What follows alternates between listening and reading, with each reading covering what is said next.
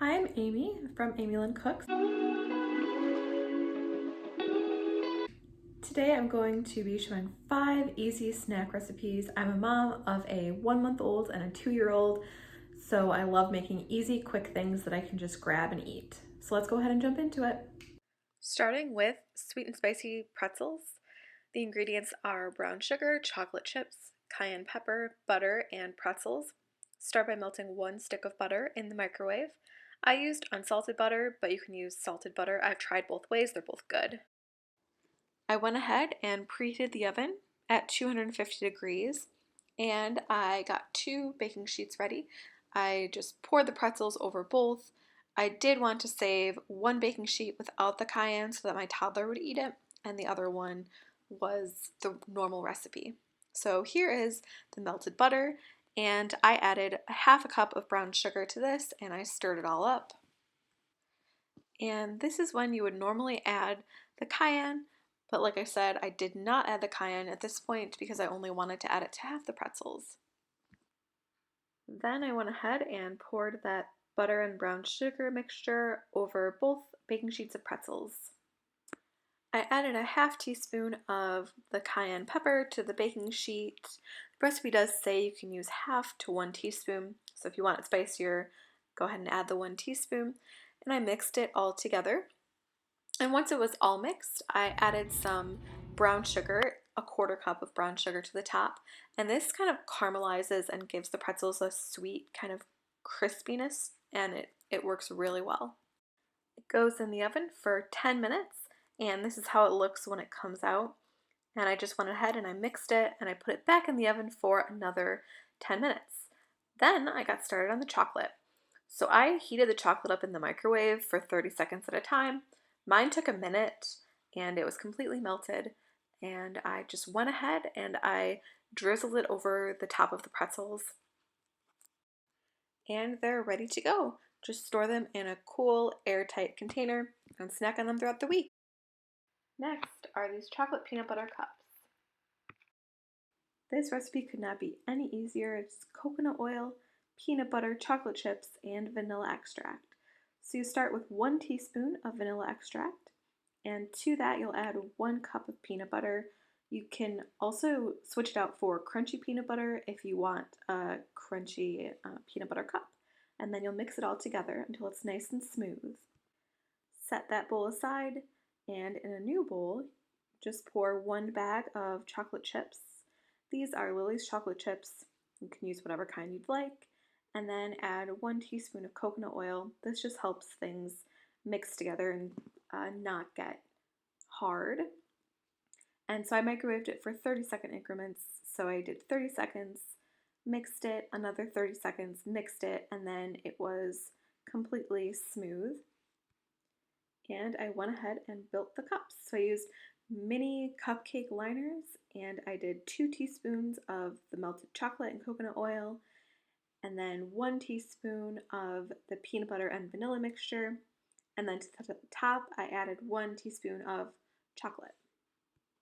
Any shadows you see off to the left is my almost 2-year-old.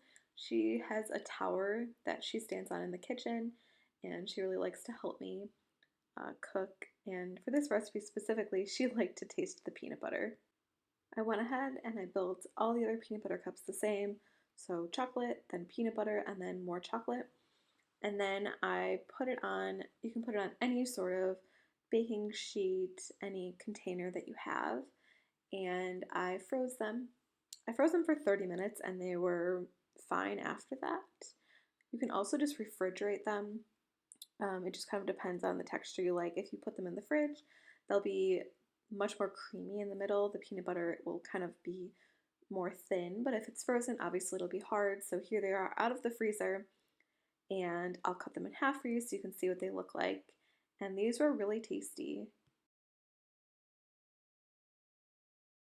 The next recipe is raw chocolate chip cookie dough protein bites. The ingredients for this recipe are almond flour, almond milk, maple syrup, chocolate chips, protein powder, a little bit of salt, and vanilla extract. So first, you add a half a cup of peanut butter to a bowl. The original recipe is for natural cashew butter, I just used what I had, which was peanut butter. Then I added 2 tablespoons of maple syrup, followed by a half teaspoon of vanilla extract. And I mixed all of that up before adding the drier ingredients. I switched up the order of these last few ingredients per the recipe, but you'll see that in a minute. So first I added half a cup of almond flour, just a couple of shakes of salt, and a splash of milk. I used almond milk. The recipe calls for oat milk. I waited to add the protein powder just because I wanted to share some of these with my almost 2-year-old, and I normally don't give her protein powder. So once I took hers out, then I went ahead and added the protein powder and I mixed everything in. I folded in the chocolate chips and I used these Lily chocolate chips. Again, use whatever kind of chocolate chips you want. These are just ones that I had on hand and that I like. And then add a 1/4 cup of protein powder. We really like this vanilla toned up protein powder, and I just used 1 scoop, mixed it all in, and I used a tablespoon to measure out the balls so they'll all be the same size. And I got 14, and it shows 12 here because we tested a couple of them. We really do like this recipe. They're nice just to store in the fridge and have as really easy snacks throughout the week. Next is a virgin creamy coconut lime mojito. Here are the ingredients: coconut milk, limes, and ginger beer. We also used sugar and salt for the rim of the glass. I started with 2 limes and I zested them and then I quartered them. We had a lot of limes and lime zest left over, so I'll have to find other uses for that. So I would recommend just using 1 lime even if you're doubling the recipe. So here are the ingredients for the rim. So it's just sugar, a tiny bit of salt, and the zest of the limes. And I just dipped the glass in it so I could get a nice kind of crust on the outside of it. And I added ice to the glass, started with coconut milk, poured that in. I did mix it really well before I added it to the glasses just so that it wasn't clumpy at all. And then I topped it with ginger beer, and I added a lime wedge to each. So I didn't measure things exactly. The original recipe called for rum, as an alcoholic drink, and this is kind of a daytime treat, so there's no alcohol in it. We loved it though. It was really good, really tasty. And the last recipe is an orange peach smoothie.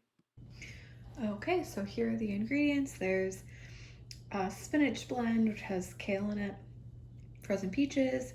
These are oranges that I had frozen a couple of days ago. There's 2½ oranges. My toddler ate the other half, some unsweetened vanilla almond milk, and some plain non-fat Greek yogurt.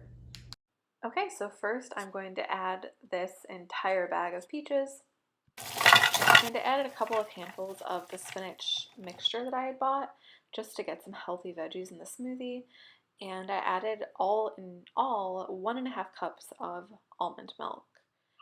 And then I blended it together. I just wanted the spinach to not be chunky. You can go ahead and add whatever kind of fruit, whatever kind of veggies you'd like. I've even seen people use cauliflower in their smoothies. So I also added a cup of non-fat plain Greek yogurt. You can use protein powder here instead. I was just kind of trying to bulk up the protein in this smoothie. The last ingredient I added was 1 banana. I just wanted a little bit more sweetness in the smoothie, so I blended it up and then it was ready to go. So I put it in 4 mason jars, and there was extra, so I put it in another container and drank it right away.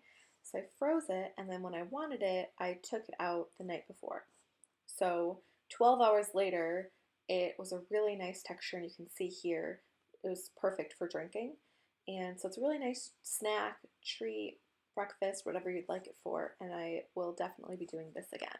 Let me know if you have any snack recipes I should try in the comments below, and don't forget to subscribe. Thanks for watching.